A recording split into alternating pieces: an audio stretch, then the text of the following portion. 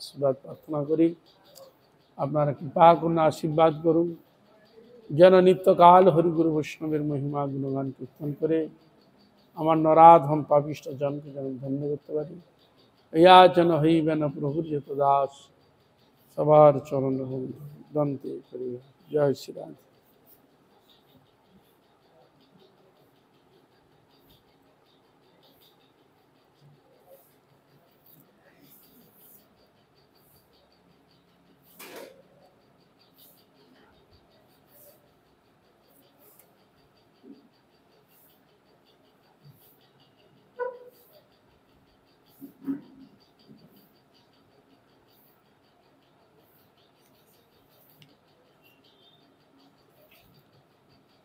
কপাল মোচন।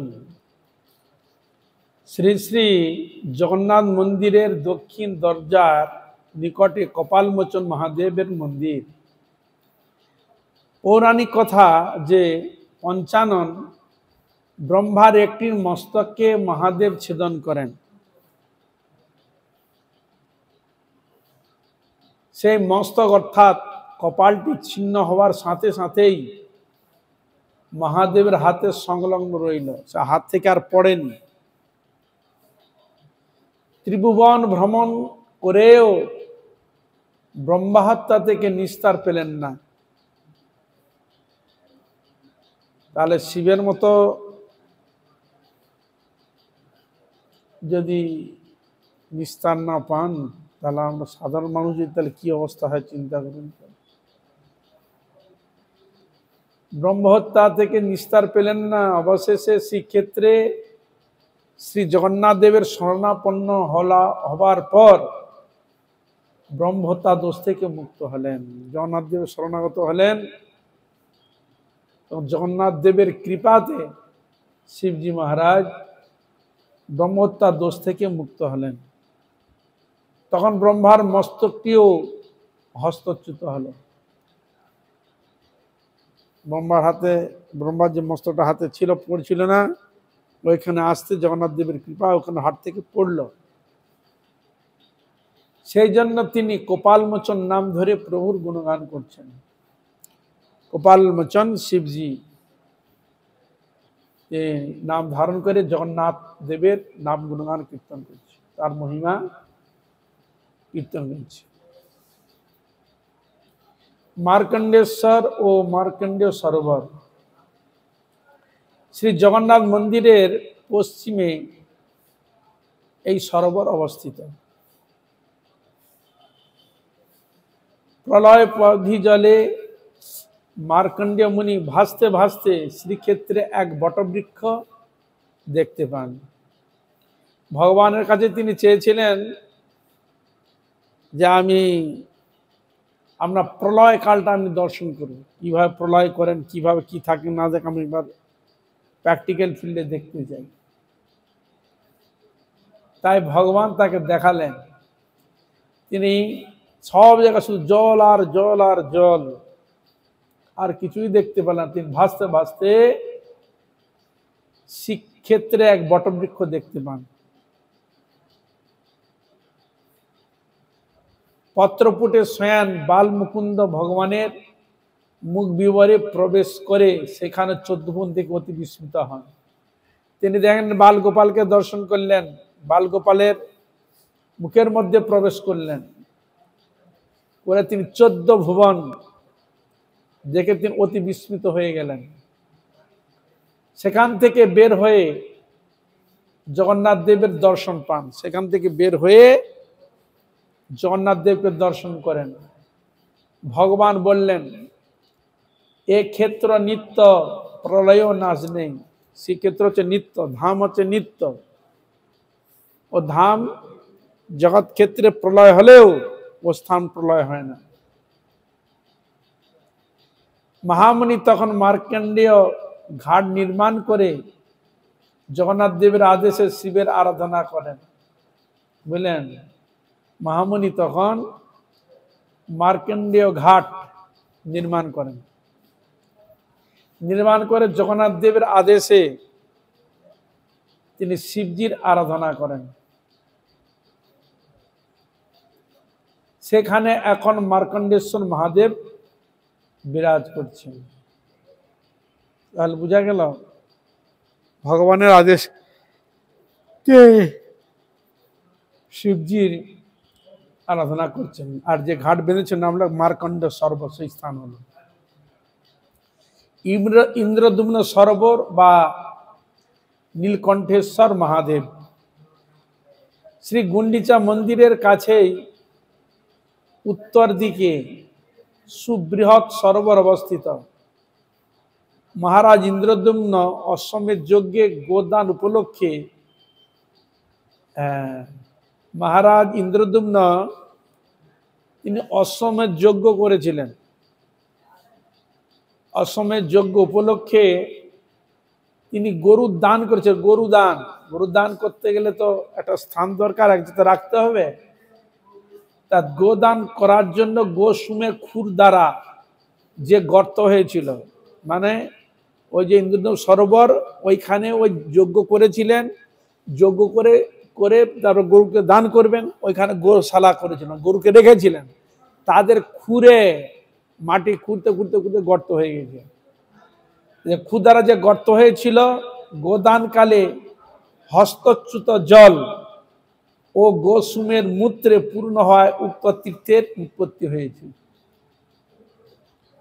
জল, গোমূত্র আর মাটি দ্বারা খুঁড়ে যে হয়েছিল, সে থেকে এই তীর্থের উৎপত্তি হলো। ইন্দ্রদ্যুম্ন সরোবরের তীরে নীলকণ্ঠেশ্বর মহাদেব বিরাজিত। তাহলে বুঝলেন তো, হরে কৃষ্ণ। তাহলে ইন্দ্রদ্যুম্ন সরোবরের উৎপত্তি গোমায়ের খুর জলে মূত্রতে এই সরোবরে পরিণত হয়, আর নাম হলো ইন্দ্রদ্যুম্ন সরোবর।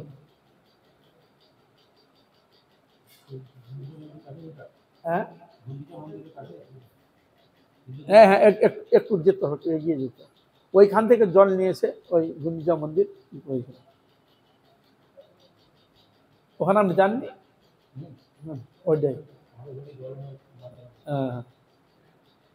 তারপরে নরেন্দ্র সরোবর শ্রী জগন্নাথ মন্দিরে প্রায় 1.5 কিলোমিটার উত্তর পূর্বে নরেন্দ্র সরোবর অবস্থিত। দৈর্ঘ্য 873 ফুট ও প্রস্থ 843 ফুট। জগন্নাথের মাদলা পাঞ্জি অনুসারে কোণার্ক প্রতিষ্ঠাতা বীর নরসিংহদেব এই পুষ্করিণী খনন করিয়ে ধর্ম উপদেষ্টা নরেন্দ্র মহাপাত্রের নামে নামকরণ করেন। মাতলা পঞ্জিয়ে রয়েছে, আর অনুসারে কোণার্ক প্রতিষ্ঠাতা বীর নরসিংহদেব এই পুষ্করী খনন করেন। ধর্ম উপদেষ্টা নরেন্দ্র মহাপাত্রের নামে নামকরণ করেন। চন্দন যাত্রায় বৈশাখী শুক্লা তৃতীয়া থেকে 21 দিন যাবৎ জগন্নাথের বিজয় বিগ্রহ মদন মোহন দেব এখানে আসেন। ওই চন্দন যাত্রা উপলক্ষে গরমে তো নৌকা করে বিহার করানো হয় ওই সরোবরে। মদন মোহন দেব এখানে আসেন, তার জগন্নাথের মূর্তি হচ্ছে মদন মোহন, সে বিগ্রহ কিনে আসা হয়। কদিন না, 21 দিন। সেজন্য একে কেলি সরোবর বলে, আর আরেক নাম কেলি সরোবর। ভগবান জল কেলি করেন তো। মহাপ্রভু ভক্তগণকে নিয়ে ওই 21 দিন কীর্তন যজ্ঞে শ্রী মন্দির থেকে নরেন্দ্র সরোবর পর্যন্ত আসতেন। ভগবান শ্রী চৈতন্য মহাপ্রভু যখন ছিলেন, তার ভক্তগণকে নিয়ে হরিনাম সংকীর্তন করতে করতে ওই নরেন্দ্র সরোবর পর্যন্ত আসতেন। সেই লীলাকে অক্ষুণ্ণ রাখার জন্য রাধাকান্ত মঠ থেকে খুন্তি যোগে মন্দিরের বেড়া পরিক্রমা করে সিংহদ্বার মদনমোহনের আগে আগে কীর্তন করতে করতে সরোবর তীর পর্যন্ত আসেন। মানে সেই প্রচলন এখনো রাধাকান্ত মঠ থেকে হয়ে থাকে। শিব বিগ্রহ নৌকাতে বিজয় করলে সরোবরকে পরিক্রমা করে রাধাকান্ত মঠে ফিরে আসেন। শ্রী মদন মোহনের সাথে শ্রী রাধা ও ললিতা দেবী থাকেন।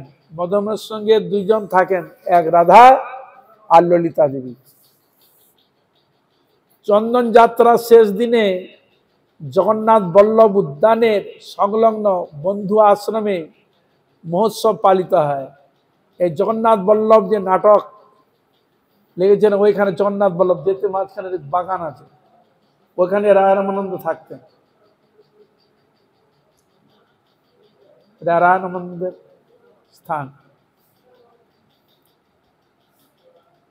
শেষ দিনে জগন্নাথ বল্লভ উদ্যানের সংলগ্ন বন্ধু আশ্রমে, ওখানে আশ্রম রয়েছে, আশ্রম হচ্ছে বন্ধু আশ্রম, ওখানে মহোৎসব পালিত হয়। নরেন্দ্র সরোবরে উড়িষ্যা, আচ্ছা, নরেন্দ্র সরোবরের উড়িয়া গৌড়িয়া মিলন স্থান। নরেন্দ্র সরোবরে উড়িয়া আর গৌড়িয়া, মহাপ্রভুর ভক্ত এবং উড়িষ্যার দেশীয় ভক্ত, এটাতে মিলন স্থান, মিলিত হন। বর্তমানে আষাঢ় কৃষ্ণা চতুর্দশীর দিন সিংহধারে যে মিলন উৎসব অনুষ্ঠিত হয়, প্রপূজ্যচরণ শিল রামদাস বাবাজি মহারাজ মহাপ্রভুর সেই ধারাটিকে অব্যাহত রেখে গেছেন। শিল রামদাস বাবাজি মহারাজ ওই মহাপ্রভুর যে মিলনের যে গৌরীয় মিলন, সেটা এখনো হয়ে থাকে। আজও তার উত্তরসূরিরা সেই নিয়ম পালন করছেন। ঝাঁঝ পিঠা মঠ থেকে বের হয়ে উড়িষ্যা গৌড়িয়া মিলনের পর মহাপ্রভুর গম্ভীরা দর্শন করে সকলেই মহোৎসবে প্রসাদ পান। তারপরে দেখব শালবেগের সমাধি ভক্ত। বড়দান্ডি নামক স্থানে রামানন্দীয় বলগণ্ডী ছাতা মঠের সংলগ্ন একটি প্রাচীর বেষ্টিত স্থানে বর্তমান পুরী মিউনিসিপালিটির অধীনে অবস্থিত। শালবেগের সমাধি আছে, ভক্ত শালবেগের সমাধি। লাল বেগ নামে এক দুর্দান্ত মুঘল এক হিন্দু উৎকল, লাল বেগ নামে এক দুর্দান্ত মুঘল এক হিন্দু উৎকল রমণীকে হরণ করে নিয়ে যায়। তাহলে লাল বেগ নামে এক দুর্দান্ত মুঘল, তিনি এক হিন্দু উৎকল রমণীকে হরণ করে নিয়ে যায়। তার গর্ভে শালবেগ জন্ম নেয়। তার মা আছে হিন্দু আর পিতা আছে মুঘল। তাকে জোর করে নিয়ে যায়, তাকে বিবাহ করে, তারই গর্ভে জন্মগ্রহণ করে শালবেগ জন্ম নেয়। বয়ঃপ্রাপ্তিতে শালবেগ যুদ্ধবিদ্যায় পারদর্শী হয়ে পিতার সাথে যুদ্ধে যায়। তখন যুদ্ধ বিগ্রহ বেশি হতো, তো যখন তার বয়স হলো তখন সে যুদ্ধবিদ্যা শিখে পারদর্শী হলো, আর সে পিতার সাথে যুদ্ধে যায় এবং শত্রুর অস্ত্রাঘাতে তার অঙ্গ ক্ষত বিক্ষত হয়। যুদ্ধে গেলে তো হবেই, অঙ্গ ক্ষত বিক্ষত হয়ে গেছে শালবেগের। জীবনের আশঙ্কা দেখে মা ছেলেকে অগতির গতি জগন্নাথের শরণ গ্রহণের জন্য উপদেশ করেন। মা যেহেতু হিন্দু ছিলেন, ভক্ত, তার এই অবস্থা দেখে ছেলেকে বলছে, বাবা তুই জগন্নাথের শরণ নি, জগন্নাথের শরণ করলে জগন্নাথ নিশ্চয়ই কৃপা করবে। তাই মায়ের কথাতে জগন্নাথের শরণ গ্রহণ করলেন। মৃত্যু শয্যায় শায়িত শালবেগ কায় মনোবাক্যে প্রভুর শরণ গ্রহণ করেন। মৃত্যু শয্যায় শায়িত রয়েছে, জগন্নাথ দেবকে অত্যন্ত কাতর স্বরে তাকে ডাকছেন এবং একদিন স্বপ্নে শ্রী জগন্নাথ দেবকে দর্শন করে রোগমুক্ত হয়। জগন্নাথ দেবকে স্বপ্ন দর্শন করে তিনি ওই রোগ থেকে তিনি মুক্ত হন। উৎকট দর্শন লালসায় শালবেগ একদিন সিংহদ্বারে এসে উপস্থিত হলেন। তার হৃদয় লালসা আমি জগন্নাথ দেবকে সাক্ষাৎ দর্শন করব। তাই তিনি সিংহদ্বারে এসে উপস্থিত হলেন। অহিন্দু অন্তর্জদের ভিতরে যাবার অধিকার নেই, অহিন্দুদের যাওয়ার অধিকার নেই, অন্তর্জদ যাওয়ার অধিকার নেই। সেজন্য সেখান থেকে জগন্নাথ দেবকে সকাতরে ডাকতে লাগলেন। কারণ সিংহদ্বারে রয়েছে পতিত পাবন জগন্নাথ, দেখবেন দেওয়ালের মধ্যে খোদিত রয়েছে জগৎ কৃপা করার জন্য। তার আর্থিক ক্রন্দনে আকৃষ্ট হয়ে বড় দেউল থেকে প্রভু স্বয়ং ভক্তকে দর্শন দিয়ে কৃতার্থ করেন। বড় দেউল থেকে ভক্তকে স্বয়ং জগন্নাথ দর্শন দেন, শালবেগে দর্শন দেন। পতিত পাবনকে পতিতগণকে কৃপা করার জন্য সিংহদ্বারে তার অর্চা মূর্তি আজও অধিষ্ঠিত আছে। ওই যে মূর্তি দেখিয়েছিলেন শালবেগে, সেই মূর্তি পতিত পাবন মূর্তি, ওইখানেই দর্শন দিয়েছিলেন। তাহলে মূর্তি কত মহিমা চিন্তা করবে। শালবেগের পতিত পাবন অষ্টক বড় মর্মপর্শী। তিনি একটা অষ্টকও লিখে যান জগন্নাথের উদ্দেশ্যে, সেটা খুব মর্মপর্শী। এছাড়া উড়িষ্যা ভাষায় তার রচিত অনেক মনজ্ঞ কবিতা পাওয়া যায়। উড়িষ্যা উড়িয়া লেখাতে কবিত্ব তার ফুটে উঠেছে, অনেক তার কবিতাও পাওয়া যায়। ভগবানের জগন্নাথের উদ্দেশ্যে অনেক কিছু লিখে গেছেন, কীর্তন আদি করে গেছেন। মতান্তরে বলগন্ডি স্থানে রথারূঢ় জগন্নাথকে দেখে শালবেগ সমাধিস্থ হন। জগন্নাথ দেবকে যখন রথে নিয়ে যায় তখন মতান্তরে আরেকজন বলছেন, মতান্তরে বলগন্ডি স্থানে রথারূঢ় জগন্নাথ দেবকে দেখে শালবেগ সমাধিস্থ হন। রথের দিন তিনি সকলের সামনে এসে দর্শন দেন, জগন্নাথ সঙ্গে দর্শন দেন রথে। যাদের মন্দিরে গিয়ে দর্শন সৌভাগ্য নেই তারা রথযাত্রার দিন দর্শন করে কৃতার্থ হন। স্বাভাবিক, যারা মন্দির দর্শন করে জগন্নাথ দর্শন, এই জন্য তো রথে চাপার উদ্দেশ্য। সে কথা জেনেই শালবেগ রথের দিনে উপস্থিত হয়েছিলেন যে রথে জগন্নাথ দেবকে দর্শন পাবো। সেই সঙ্গে নারায়ণ ছাতা সংলগ্ন, যেখানে ছিল ভক্তি সিদ্ধান্ত প্রভুপাদ জন্ম হয় নারায়ণ ছাতা, যেখানে এখনো চৈতন্য মঠ রয়েছে, চৈতন্য মঠ, মাধব মহাজের মঠ রয়েছে ওখানে। তা সেই সঙ্গে নারায়ণ ছাতা সংলগ্ন বর্তমান চৈতন্য গৌড়ীয় মঠে ছিল ভক্তি সিদ্ধান্ত সরস্বতী গোস্বামী প্রভুপাদের জন্মস্থানটি দর্শনীয়। মাঘী কৃষ্ণা পঞ্চমী তিথিতে তিনি এক স্থানে আবির্ভূত হন, ছিল ভক্তি সিদ্ধান্ত প্রভুপাদ। ভারতের তীর্থসমূহের মধ্যে শ্রীক্ষেত্র অন্যতম। ভারতের তীর্থ যতগুলো রয়েছে তার মধ্যে অন্যতম জগন্নাথ ক্ষেত্র।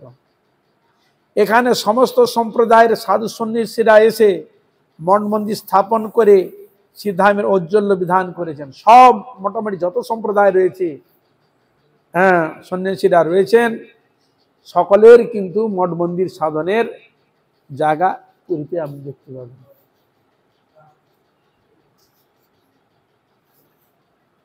গৌড়ীয় বৈষ্ণব সম্প্রদায়ের মঠ মন্দিরও কোনো অংশে কম নয়, প্রচুর রয়েছে। এখানে শ্রী চৈতন্য মহাপ্রভু তদীয় অনুচরদের পাদপুত স্থানের যথাসম্ভব পরিচয় দিতে প্রয়াসী হচ্ছি। বলছেন এখানে কিছু কথা। জগন্নাথ বল্লভ মঠ বড় দান্ডির পাশে মার্কেট ছকে শ্রী জগন্নাথ বল্লভ মঠ। দক্ষিণে নরেন্দ্র সরোবর। বল্লভ শব্দের অর্থ হচ্ছে অতি প্রিয়, বল্লভ মানে অতি প্রিয়। শ্রী জগন্নাথ দেবের অতি প্রিয় স্থান, ওইটা ছিল জগন্নাথ দেবের অতি প্রিয় স্থান। এটি পূর্বে বিষ্ণু স্বামী সম্প্রদায়ের অধীনে ছিল। বিষ্ণু স্বামী আমাদের চারটা সম্প্রদায়ের, এক সম্প্রদায় আছে বিষ্ণু স্বামী সম্প্রদায়, তাদের অধীনে ছিল ওই স্থানটি। বর্তমানে উড়িষ্যা সরকারের অধীনে আছে। 16শ শতাব্দীতে শ্রী রায় রামানন্দ এখানে ভজন করতেন, ওখানে রায় রামানন্দ ভজন করতেন ওই বল্লভ। তার সেবিত শ্রী রাধা গোবিন্দ সেবিত হচ্ছেন, এখনো সে বিগ্রহ আজ রয়েছে, রাধারমণ সেবিত বিগ্রহ। শ্রী জগন্নাথ বল্লভ নাটক রচনা করে নবীনা দেবদাসীর দ্বারা অপ্রাকৃত আস্বাদনের শিক্ষা দিতেন। তিনি একটি গ্রন্থ লিখেছেন, গ্রন্থটা হল জগন্নাথ বল্লভ নাটক, একটা গ্রন্থ লিখেছেন। আর সেই যে নাটক নবীনা আগে দেবদাসী যে রয়েছে নৃত্য করতো আদি, তাদের দ্বারা অপ্রাকৃত আস্বাদনের শিক্ষা দিতে সেই মন্দিরের 3টি প্রকোষ্ঠের মাঝখানে শঙ্খ চক্র বংশীধারী চতুর্ভুজ গোলক কৃষ্ণ, উপরে 2 হাতে চক্র শঙ্খ, নিচে বাঁশি শোভা পাচ্ছে। দক্ষিণ প্রকোষ্ঠে জগন্নাথ বলদেব সুভদ্রা ও সুদর্শন শোভিত হচ্ছেন। 1944 খ্রিস্টাব্দে 20 সেপ্টেম্বর আদি কন্দ দাস বাবাজি মহারাজ, পণ্ডিত নরসিংহ মিশ্র এবং রায় রামানন্দ বংশীয় শ্রী পঠানি পট্টনায়কের সহায়তা শ্রী জগন্নাথ বল্লভের প্রবেশ পথে দক্ষিণ দিকে এক প্রকোষ্ঠে সন্ন্যাসী মহাপ্রভুর সাথে রায় রামানন্দের মূর্তি প্রতিষ্ঠা করে পূজার ব্যবস্থা করেন। ওখানে মহাপ্রভু এবং রায় রামানন্দের মূর্তি প্রতিষ্ঠা করেন এসব পণ্ডিত ভক্তগণ, এখনো রয়েছে সে বিগ্রহ। বৈশাখী কৃষ্ণা ত্রয়োদশীতে শ্রী রামানন্দ রায়ের তিরুভাব দিবস পালন করা হয়। ওখানে বৈশাখ মাসে কৃষ্ণা ত্রয়োদশী তিথিতে রায় রামানন্দের তিরুভাব দিবস পালন করা হয়। ওই তিথিতে অন্তর্ধান হয় বলে স্থানীয় জনশ্রুতি, ওই দিন তিনি অন্তর্ধান হয় রামানন্দ। বৈষ্ণব ব্রত উৎসব পত্রিকা স্থান লাভ করেছে, বৈষ্ণব ব্রত যে পত্রিকা রয়েছে সেখানে তাই বিষয় স্থান লাভ করেছে। শ্রী চৈতন্য চরিতামৃত অন্ত লীলায় বর্ণিত, এককালে বৈশাখের পূর্ণমাসী দিনে রাত্রিকালে মহাপ্রভু চলিলায় আপনে, জগন্নাথ বল্লভ নাম উদ্যান প্রধানে, প্রবেশ করিলা প্রভু লইয়া ভক্তগণে, প্রফুল্লিত বৃক্ষাবলী যেন বৃন্দাবন, সুখ সারি পিক ভৃঙ্গ করে আলাপন, পুষ্পগন্ধ লইয়া বহে মলয় প্রবন, গুরু হইয়া তরুলতায় শিখায় নাচন, পূর্ণচন্দ্র চন্দ্রিকায় পরম উজ্জ্বল, তরুলতাদি জ্যোৎস্নায় করে ঝলমন, 6 ঋতু তাহা বসন্ত প্রধান, দেখি আনন্দিত হইলা গৌর ভগবান। ওখানে 6 ঋতু বিরাজমান থাকতো, এইসব দেখে মহাপ্রভু তিনি অত্যন্ত আনন্দিত হতেন। এটি চৈতন্য চরিতামৃতের মধ্যে বর্ণিত রয়েছে। এবার হচ্ছে গম্ভীরা। শ্রী শ্রী জগন্নাথ মন্দিরের সিংহদ্বার থেকে বেরিয়ে দক্ষিণ দিকে রাস্তার সমুদ্রে যেতে অল্প দূরেই শ্রী গম্ভীরা ও শ্রী রাধাকান্ত মঠ। গম্ভীরা বা রাধাকান্ত মঠ, রাধাকান্ত মঠের মধ্যে গম্ভীরা। শ্রী গৌড়ীয় বৈষ্ণবের কাছে শাস্ত্রীয় বিচারে সব দর্শনের 7 দর্শন হচ্ছে গম্ভীরা। গৌড়ীয় বৈষ্ণবগণের মধ্যে শ্রেষ্ঠ দর্শন স্থান আছে গম্ভীরা, মহাপ্রভু থাকতেন। রাধা ভাব দ্যুতি সুবলিত শ্রী চৈতন্য মহাপ্রভুর রাধা ভাব আস্বাদনের গম্ভীর প্রকোষ্ঠ, ওইখানে রাধা ভাবে ভাবাবিত হয়ে স্বরূপ দামোদরের সময় ওইখানেই তিনি রস আস্বাদন করতেন। চরম অবস্থা, যিশের জন্য আসা মহাপ্রভু 2টি কারণে আসা, এক মুখ্য এক গৌণ। গৌণটা কি? প্রত্যেকটা জীবের কাছে হরিনাম কৃষ্ণ নাম প্রেম প্রচার। মুখ্যটা কি তার কাছে ছিল? রাধা প্রেম আস্বাদন করা, এই ছিল তার মুখ্য। কিন্তু আমাদের কাছে মুখ্য কোনটা? হরিনাম। আর ওইটা তো মহাপ্রভু নিজের ব্যাপার। হরে কৃষ্ণ। তাই এই জন্য বলছে রাজসাধন গভীর প্রকোষ্ঠ, জনমানসের অন্তরালে রাধারস সুধানিধির উৎসমুখ এই গম্ভীরা। রাধারস সুধানিধির উৎসমুখ হলো এই গম্ভীরা। অতি নির্জন স্থানে মিন্ময় ক্ষুদ্র কুটির বিশেষকে উৎকল ভাষা গম্ভীরা বলে। মানে এক ছোটখাটো কুটিরকে উড়িষ্যা ভাষা গম্ভীরা বলে। রাজগুরু কাশী মিশ্রের বাসভবনের নির্জন স্থানে সেই অতিমর্ত প্রকোষ্ঠ, ওটি ছিল রাজপণ্ডিত রাজগুরু, রাজগুরু ছিলেন কাশী মিশ্র, তারই ভবন এটা।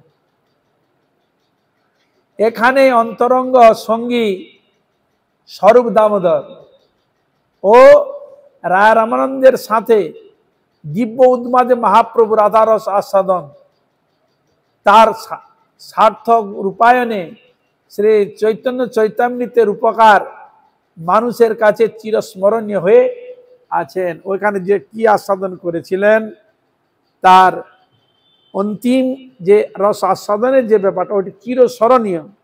ওইখানে ওই লীলাটি প্রদর্শিত হয়েছিল। এটি চৈতন্য চরিতামৃতে বর্ণিত রয়েছে। শেষ যে রহিল প্রভুর দ্বাদশ বৎসর, মহাপ্রভু এই জগতে 24 বৎসর ছিলেন।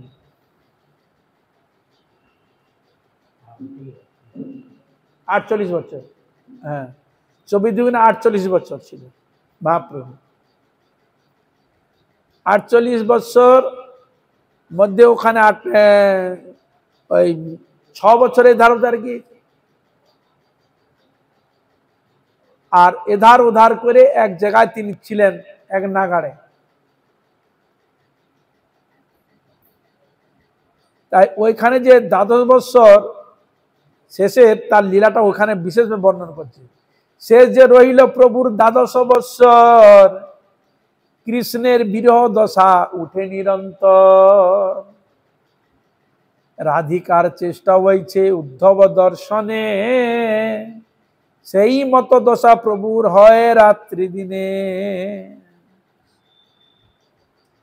রাধিকার চেষ্টা জয় হয়েছে উদ্ধব দর্শনে, উদ্ধবকে দর্শন করার জন্য যেরকম ভাব প্রদর্শন হয়েছিল, এখানে ঠিক সেরকম ভাব মহাপ্রভু প্রদর্শন করেছিলেন। সেই মতো দশা প্রভুর হয় রাত্রি দিনে, নিরন্তর হয় প্রভুর বিরহ উন্মাদ, আর ভ্রমময় চেষ্টা সব প্রলাপময় বাদ। তিনি মানে এমন ভাবে প্রলাপ অষ্টসাত্ত্বিক ভাবে ভাবান্বিত হয়ে, রাধা ভাবে ভাবান্বিত হয়ে এরকম ভাবে তিনি প্রলাপ বকতেন। কিরকম হতো বলছেন, লোমকূপে রক্ত উদ্গম দন্ত সব হালে, ক্ষণে ক্ষণে অঙ্গহীন ক্ষণে ক্ষণে অঙ্গ ফুলে। লোমকূপে অষ্টসাত্ত্বিক যখন ভাব হয়, তার প্রমাণ কি? লোমকূপ, এই লোম ওই চুলের গোড়া থেকে, লোম মানে চুল, চুলের গোড়া থেকে রক্ত বাইর হতো, রক্ত।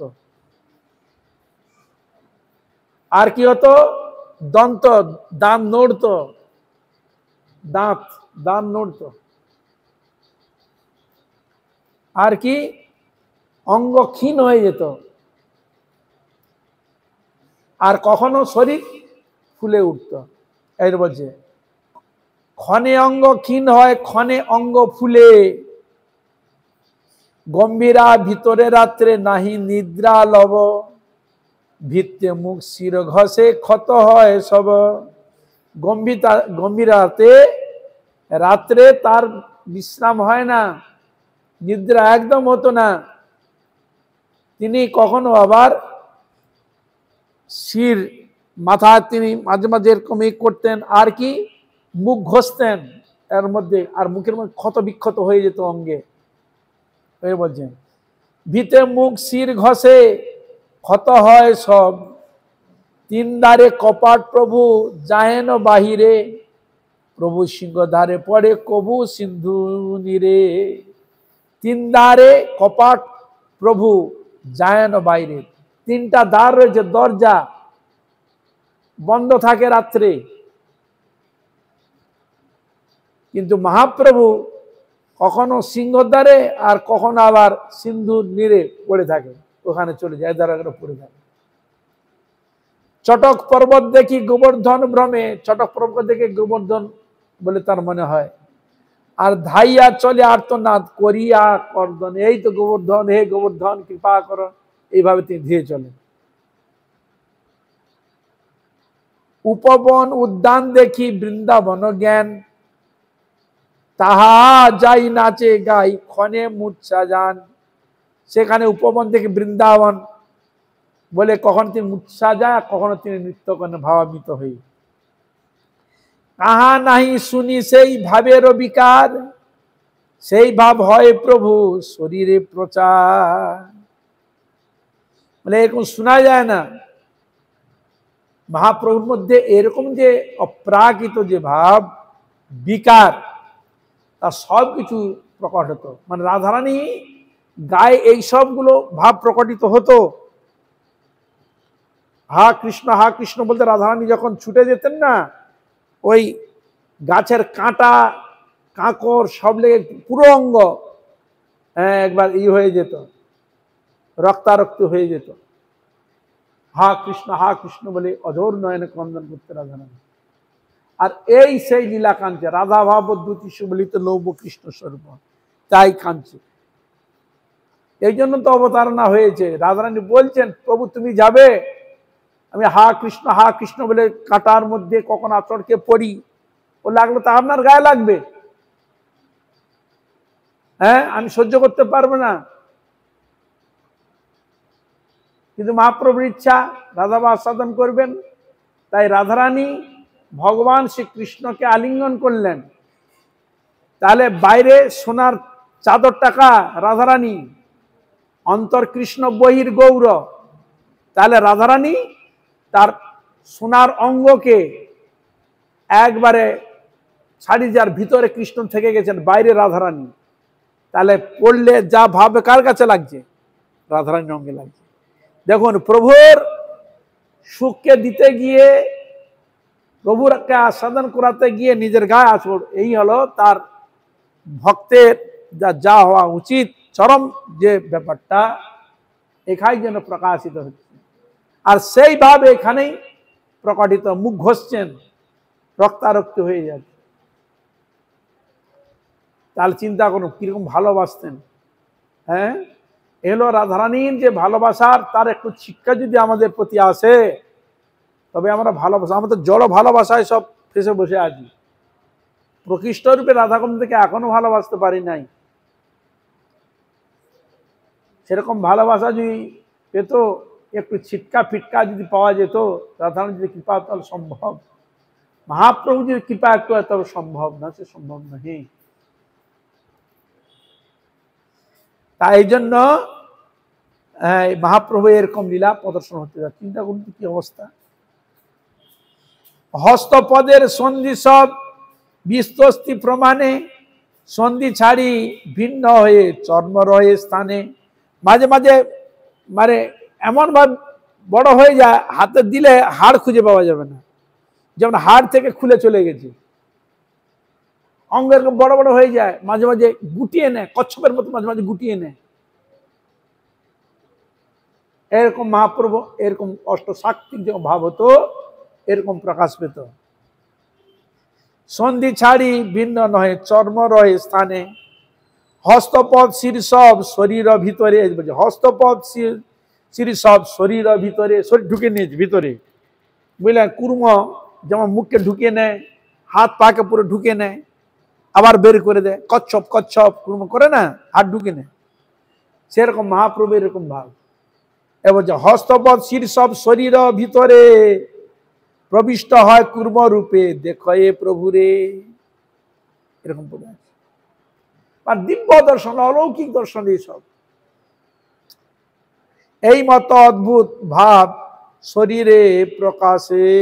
এটি চৈতন্য চরিতামৃতের মধ্যে বর্ণিত রয়েছে।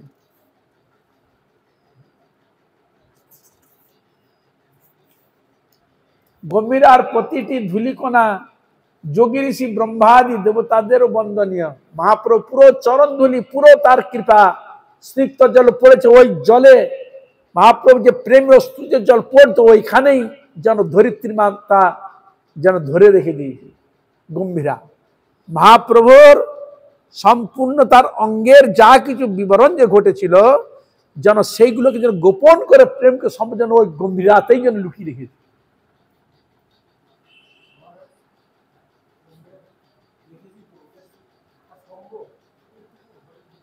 ওই তো মহাপ্রভুর ক্ষেত্রে সম্ভব হয়েছে। হ্যাঁ, ওইখানেই থাকতেন মহাপ্রভু। হ্যাঁ, একজন শুয়ে পড়লে আর রাস্তা নাই। হ্যাঁ, ওইটাই থাকতেন। মহাপ্রভুর দীর্ঘ 24 বছরের মধ্যে 18 বছরে পুত স্পর্শে রাধারসে সিক্ত হয়ে আছে। 18 বছর পুরো সিক্ত হয়ে আছে। এখানে অণু পরমাণু ধূলিকণা, এখানে মৃত্তিকা স্পর্শ করাও মনুষ্য জীবনের সার্থকতা। ওখানে ঘরটাকে যদি কেউ স্পর্শ করে, মাটিকে যদি স্পর্শ করে, তার জীবন ধন্য। কারণ মহাপ্রভুর অঙ্গের যা কিছু ওইখানে রয়েছে, স্পর্শ করলে একটু কিছু পাবে স্পর্শ। গম্ভীরা দর্শনের সাথে এখানে দর্শনীয় মহাপ্রভুর কাঁথা, মহাপ্রভুর কাঁথা আছে, ব্যবহৃত দ্রব্য অনেক কিছু আছে। স্বরূপ দামোদর গোস্বামী কলার পটুয়ার দ্বারা মহাপ্রভুকে কাঁথা তৈরি করে দেন। কি দিয়ে? কলার পটুয়া, কলা গাছের পাতাটা চিরে আর এগুলো শুকনো করে সুন্দর করে তৈরি করে দিয়েছে স্বরূপ দামোদর। সচিমা সে কথা শুনে নতুন কাপড় দিয়ে কাঁথা তৈরি করে পাঠান। এই কথা যখন শুনলো সচিমা যে আমার নিমা এরকম করছে, তখন তিনি আবার সে কথা শুনে সচিমা নতুন কাপড় দিয়ে কাঁথা তৈরি করে পাঠান। মা জানতেন মাতৃবৎসল পুত্র মায়ের এই কাঁথাকে উপেক্ষা করতে পারবে না, কেন মা তো কার কথা শুনুক না শুনুক মায়ের কথা তো শুনবে, তাই মা পাঠিয়ে দিয়েছিল সচিমা। মহাপ্রভু ও মাতৃ প্রদত্ত ওই কাঁথাটিকে বড় আদরের সাথে ব্যবহার করেছিলেন। শ্রী গোপাল গুরু গোস্বামী কাঁথাটিকে সযত্নে রাখেন। গোপাল গুরু গোস্বামী সেটা যত্ন করে রাখেন। এই অতিমর্ত পরমার্থ বস্তুটির যথার্থ মূল্যায়ন না করে যাত্রীরা আবেগে একটু একটু করে নিতে থাকে। ওই আছে তো কাঁথা পড়ে আছে, একটু একটু করে নিতে থাকে যাত্রীরা। তাতে কাঁথাটি মাত্র এক হাতে পরিণত হয়েছে। ও যে পারে নিয়েছিল। অনেক সময় দেখুন না জগন্নাথের রথে কাঁচি ভালো থাকে, তাকে খুলে খুলে খুলে খুলে খুলে খুলে নিয়ে চলে যায়, থাকে না। আর ওখানে অল্প তো এক হাত মতো রয়েছে। শ্রী গোপাল গুরু গোস্বামীর চতুর্দশ অধস্তন নিত্যধামগত যজ্ঞপাত শ্রী রাধাকৃষ্ণ গোস্বামী যাত্রীদের দর্শনের জন্য কাঁথাটিকে একটি কাঁচের বাক্সের মধ্যে সিল করে রাখেন, যাতে দেখতে অসুবিধা যাতে না, কাঁচের বাক্সের মধ্যে সিল করে রেখে। আজও সে রূপ দেখা যায়। তিনি যদি এরূপ ব্যবস্থা না করে যেতেন, আজ হয়তো কাঁথাটির কোনো অস্তিত্ব থাকতো না, সবাই নিয়ে চলে যেত।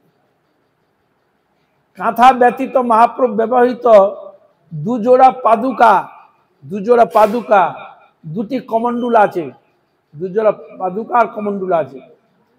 একটি কাঠের অপরটি মাটির, একটি কাঠের আর অপরটি মাটির। সন্ন্যাসের পর মহাপ্রভু এক জোড়া পাদুকা বিষ্ণুপ্রিয়া ঠাকুরানীকে দিয়ে আসেন। তার মধ্যে যে একটা পাদুকা নিয়ে আসে না, ওই বিষ্ণুপ্রিয়ার যে আছে, যে মাঝে মাঝে এখানে হাতে নিয়ে আসে মহাপ্রভু পাদুকা। এই জন্য যে পাদুকা বিষ্ণুপ্রিয়া ঠাকুরানীকে দিয়ে আসেন। ঠাকুরানী 1513 খ্রিস্টাব্দে শিষ্য বংশীবদন ঠাকুরের সহায়তায় ধামেশ্বর মহাপ্রভু বিগ্রহ প্রতিষ্ঠার সাথে প্রদত্ত পাদুকা মন্দিরে প্রতিষ্ঠা করেন। বুঝলেন, 1513 খ্রিস্টাব্দে শিষ্য আছে বংশীবদন, তিনি ঠাকুরের সহায়তায় ধামেশ্বর মহাপ্রভু বিগ্রহ প্রতিষ্ঠা করেন। ধামেশ্বর বিগ্রহ নবদ্বীপে প্রদত্ত পাদুকা ঠাকুর মন্দির প্রতিষ্ঠা করেন, ওই মহাপ্রভুর চরণ পাদুকা প্রতিষ্ঠা করেন। এক জোড়া পাদুকা এখনো গম্ভীরা মঠে আছে। গঙ্গা মৃত্তিকা দ্বারা নির্মিত দেবী বিষ্ণুপ্রিয়া প্রেরিত প্রভুর ব্যবহারের জন্য মাটির কমণ্ডলটি গম্ভীরা মঠে শোভা পাচ্ছে। গঙ্গা মিত্রের দ্বারা নির্মিত। এটা পাঠিয়েছিল কে? বিষ্ণুপ্রিয়া দেবী পাঠিয়েছিলেন ব্যবহারের জন্য। মাটির কমণ্ডলটি গম্ভীরা মঠে শোভা পাচ্ছে, এখন সে ইটা রয়েছে। অপর কাষ্ঠ নির্মিত কমণ্ডলটি গম্ভীরাতে আছে, কাঠেরও একটা আছে। গম্ভীরা দর্শনের সাথে মনোমুগ্ধকর শ্রী রাধাকান্ত দেব দর্শনীয়। ওখানে ঠাকুরের নাম হচ্ছে রাধাকান্ত, ওই যে রাধাকান্ত মঠ নাম হয়েছে। গজপতিরাজ পুরুষোত্তম দেব কাঞ্চি জয় করে সাক্ষী গোপাল প্রভৃতির সাথে রাধাকান্ত দেবকেও আনেন, বুঝলেন। কাঞ্চিপুরে ওই যে মেয়ের বিয়ের ব্যাপারে, যে রাজার বিয়ের ব্যাপারে যুদ্ধ করে ওইখান থেকে তিনি রাধাকান্ত দেবকে আনেন। এ কথা আগেই জানিয়েছি। শ্রী রাধাকান্ত দেব জগন্নাথ মন্দিরের উত্তর পশ্চিম কোণে ছত্রভোগে পূজিত হচ্ছেন। রাজা প্রতাপরুদ্রের সময় রাজগুরু কাশী মিশ্র রাজার থেকে রাধাকান্ত দেবকে চেয়ে নেন, ওইখান থেকে নিয়ে এসে রাজা সানন্দে শ্রী গুরুদেবকে শ্রী বিগ্রহ অর্পণ করেন। যেহেতু কাশী মিশ্র রাজ গুরু ছিল তো, চেয়েছে তাই দিয়েছে। কাশী মিশ্র স্বভবনে রাধাকান্ত দেবকে প্রতিষ্ঠা করলে বিগ্রহের নাম অনুসারে রাধাকান্ত মঠ নামে প্রসিদ্ধি লাভ করে, ওই যে নাম রাধাকান্ত মঠ। কাশী মিশ্রের সময় কেবল কৃষ্ণ বিগ্রহ ছিল। শ্রী গোপাল গুরু গোস্বামী রাধাকান্ত দেবের বামে শ্রী রাধা ও দক্ষিণে ললিতা দেবীকে স্থাপন করেন। পরে শিলা গোপাল গুরু গোস্বামী তিনি রাধারানী আর ললিতা দেবীকে স্থাপন করেন রাধাকান্ত দেবীর কাছে। তাছাড়া নিত্যরত শ্রী গৌরাঙ্গ ও নিত্যানন্দের দারু মূর্তি প্রতিষ্ঠা করেন। চৈতন্য মহাপ্রভু এবং নিত্যানন্দ প্রভুর শ্রীমূর্তি প্রতিষ্ঠা করেন গোপাল গুরু গোস্বামী। অদ্বৈত প্রভুর আলেখ্য ও জগন্নাথ দেবের সেবিত হচ্ছেন। ওখানে বলছেন নিত্যানন্দ অদ্বৈত প্রভুর আলেখ্য রয়েছে আর জগন্নাথ দেব সেবিত হচ্ছেন। গৃহ সহিত আত্মা তারে কইল নিবেদন, চৈতন্যচরিতে উক্তি অনুসারে মহাপ্রভুর চরণে কাশী মিশ্র সর্বস্ব অর্পণ করেন বলে জানা যায়, বুঝলেন। কাশী মিশ্র শ্রীমৎ চৈতন্য মহাপ্রভুর চরণে নিজেকে সম্পূর্ণভাবে সমর্পণ করে দেন। মহাপ্রভু রাধাকান্ত দেবের সেবা প্রিয় পাত্র শ্রী বক্রেশ্বর পণ্ডিতের হাতে তুলে দেন, বুঝলেন। রাধাকান্ত দেবের যে সেবার ভার বক্রেশ্বর পণ্ডিতের হাতে তুলে দেন শ্রীমৎ চৈতন্য মহাপ্রভু। বক্রেশ্বর পণ্ডিত সব সময় ভজন সাধন ও নিত্যাবেশে প্রভুর সঙ্গী ছিলেন। যতদিন জায়গা আশেপাশে ঘুরেছেন আর মহাপ্রভুর সঙ্গে সঙ্গী ছিলেন ছিল বক্রেশ্বর পণ্ডিত।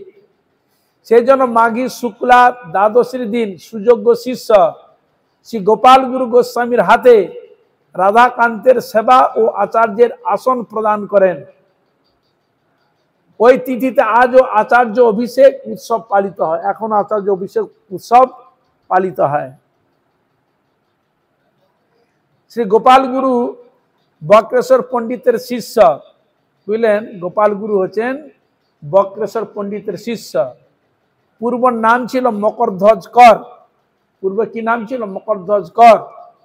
মুরারি পণ্ডিতের পুত্র, এর মুরারি পণ্ডিতের পুত্র। ইনি আবাল্য মহাপ্রভুর সেবায় রত ছিলেন। কথিত আছে যে একদিন মহাপ্রভু বহির্দেশে গমনা অবসরে সদা নামরত জিহাকে দাঁত দিয়ে চেপে ধরলেন, বুঝলেন। একদিন মহাপ্রভু বহির্দেশে গমন অবসরে নামরত জিহাকে দাঁত দিয়ে চেপে ধরলেন। তা দেখে গোপাল বলল, প্রভু আপনার কথা স্বতন্ত্র। সাধারণ জীবের যদি বাহ্যকৃত্য সময়ে জীবন যায় তাহলে তো হরিনাম করতে করতে তার জীবন গেল না। তখন কি উপায়? বালকের মুখে এই সিদ্ধান্তপূর্ণ ভাষণ শুনে প্রভু তাকে গুরু করে মানলেন। না হলো গোপাল গার্জন। গোপাল যে মহাপ্রভু তাকে গুরু করে মেনেছিলেন, তা না হলো গোপাল গুরু। সেই থেকে তিনি গোপাল গুরু নামে প্রসিদ্ধ লাভ হলেন। বার্তাটি দিক বিদিকে প্রসারিত হলো, সব জায়গায় প্রচারিত হলো যে গোপাল একটা বাচ্চা, তাকে মহাপ্রভু গুরু বলে স্বীকার করেছে। শ্রী অভিরাম গোপাল ঠাকুর শুনে তাকে পরীক্ষা করতে আসলেন, যাকে আমার প্রভু গুরু বলে স্বীকার করে পরীক্ষা করে দেখব। আর অভিরাম ঠাকুর ইনি হচ্ছেন কিন্তু কৃষ্ণলীলার সিদ্ধাম সখা। ইনি যদি প্রণাম করেন, বিগ্রহ যদি প্রতিষ্ঠিত যদি না থাকে, শালগ্রাম ফেটে থাকে, বিগ্রহ ফেটে যায়। আর মানুষ যদি তার সেরকম যদি কিছু না থাকে দৈব শক্তি, তাহলে সেও মরে যায়, এরকম ক্ষমতা ছিল, বুঝলেন। তা এই জন্য উনি পরীক্ষা করতে আসছে, শুনেছে দিক সকালের দ্বারা প্রচার হয়ে গেছে। তা পরীক্ষা করতে অভিরাম গোপাল ঠাকুর শুনে তাকে পরীক্ষা করতে আসলেন। তার প্রণামে আগে বহু বিগ্রহ শালগ্রাম বিদীর্ণ হয়েছে। নিত্যানন্দ প্রভু 7 পুত্র, যার প্রণামে মারা যায়। নিত্যানন্দ প্রভু 7 পুত্র ছিল, ওই প্রণাম করতেই সব ছেলে মারা গেছে। কেবল বীরচন্দ্র প্রভু গঙ্গা মাতা ঠাকুরানী প্রণাম সহ্য করেছিলেন। শুধু বীরচন্দ্র আর গঙ্গা মাতা ঠাকুরানী নাদের প্রণামকে নাদের কিছু করতে পারেনি। হরে কৃষ্ণ। ঈশ্বর সত্তা বলে, কেন ঈশ্বর সত্তা রয়েছে। গোপাল মহাপ্রভু শরণ নিলেন, এই আসতে শুনে এই ঘটনা জানে তো মহাপ্রভু শরণ নিলেন, গৌর হরি কৃপা করে, দয়া করে। কোলে নিয়ে বসলেন, কি বুঝলেন, মহাপ্রভু শরণ নিলেন আর কোলে নিয়ে বসলেন।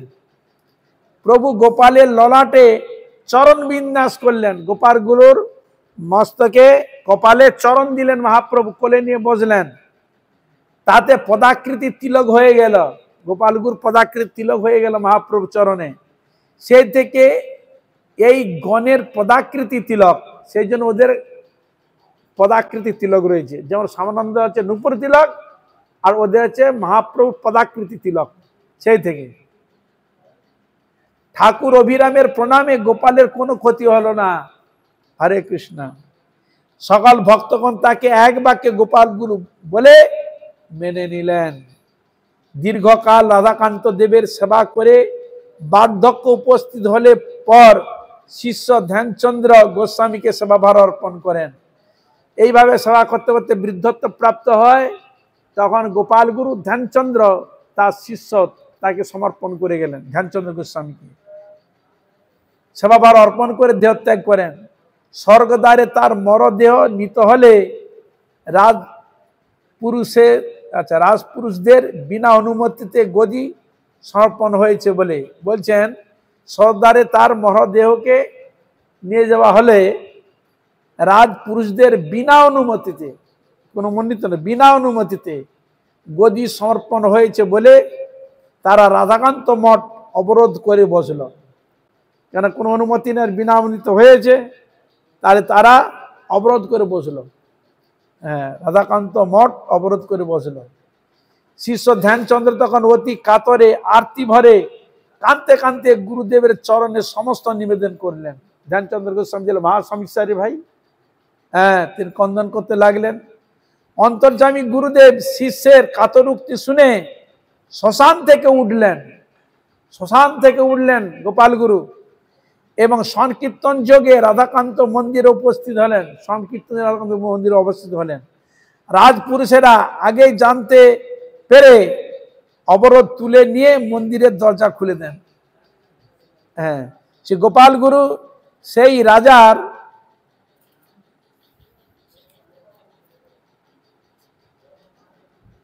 তিন পুরস্কার গদিতে থেকে শিষ্য ধ্যানচন্দ্রকে দৃঢ় রূপে প্রতিষ্ঠিত করেন ও কার্তিক শুক্লা নবমীতে তিরোহিত হন। পরের বছর ব্রজবাসী বৈষ্ণবগণ ব্রজে গিয়ে বংশীবটে গোপাল গুরুকে ভজন করতে দেখে খবর পাঠিয়ে ধ্যানচন্দ্রকে ব্রজে আনান। কি বুঝলেন, পরের বছর ব্রজবাসী বৈষ্ণবগণ ব্রজে বংশীবটে গোপাল গুরুকে দেখতে পান। কিভাবে ভজন রত করতে দেখতে পান, খবর পাঠিয়ে ধ্যানচন্দ্রকে ব্রজে আনান। খবর দিলে তোমার গুরুকে আমরা দেখেছি, এই বংশী বটে গোপাল গুরু গোস্বামীকে, তুমি যে গুরুদেবকে দর্শন করতে চাও তো বৃন্দাবনে এসো। হ্যাঁ, তাই ধ্যানচন্দ্রকে ব্রজে আনান। শিষ্য গুরুদেবকে লীলাচলে যেতে অনুরোধ করলে পর তিনি বললেন, ব্যাকুল হয়েও না রাধাকান্ত, মন্দিরের সামনে নিম গাছ দিয়ে আমার মূর্তি প্রস্তুত করিয়ে গর্ভমন্দির সম্মুখে রাখবে। ওখানে একটা নিম গাছ ছিল, বলে এই নিম গাছের একটা তৈরি করে ঠাকুরের সম্মুখে রাখবে।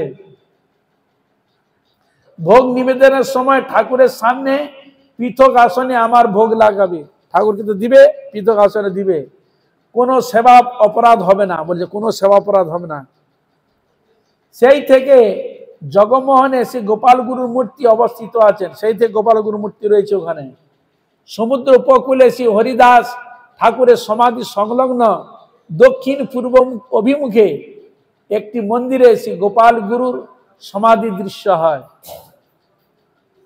রাধাকান্তর মঠের বিধান অনুসারে প্রত্যেক মহান্তগণের এখানে অস্থি সমাধি দেওয়া হয়, অস্থি সমাধি। গম্ভীরার পিছনে খুঁটিয়া শাহী কানাই খুঁটিয়ার নামে রাস্তার নামকরণ হয়েছে, কানাই খুঁটিয়া। খুঁটিয়া শাহীতে কানাই খুঁটিয়ার সেবিত শ্রী রাধা বৃন্দাবন চন্দ্রকে দর্শন করলে বড় বেদনা হয়। লীলা পরিকরের সেবিত শ্রী বিগ্রহ অবহেলিত, সেবকদের আগ্রাসী মনোভাবে কেউ সেবা করার সুযোগ পায়নি আজও। আজ এখানে থাক, কালকে সিদ্ধ বকুল মঠ আলোচনা করব। এখানে রইল গ্রন্থ অমৃত লহরী, গৌর প্রেমানন্দে সবাই মিলে বলুন গৌর হরি। আপনারা কৃপা করুন, আশীর্বাদ করুন, এইভাবে ভগবানের নাম গুণগান কীর্তন। হরে কৃষ্ণ কৃষ্ণ কৃষ্ণ হরে হরে, হরে রাম রাম রাম রাম হরে হরে। হরে কৃষ্ণ কৃষ্ণ হরে হরে, হরে রাম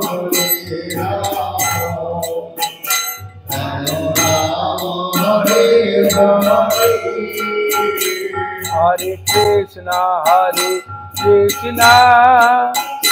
कृष्णा कृष्णा हरे हरे, हरे राम राम राम राम हरे हरे।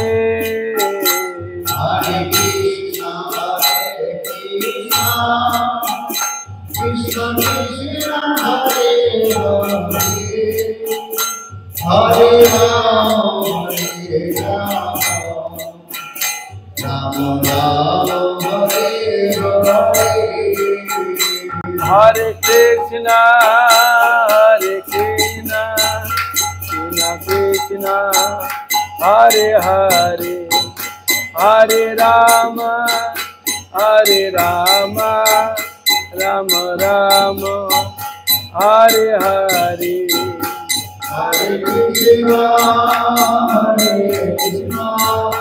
कृष्णा कृष्णा हरे हरे, हरे राम राम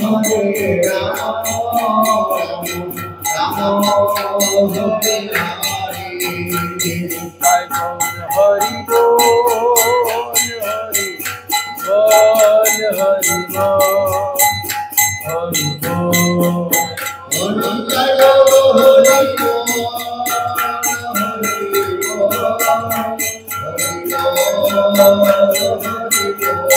बोल हरि बोल हरि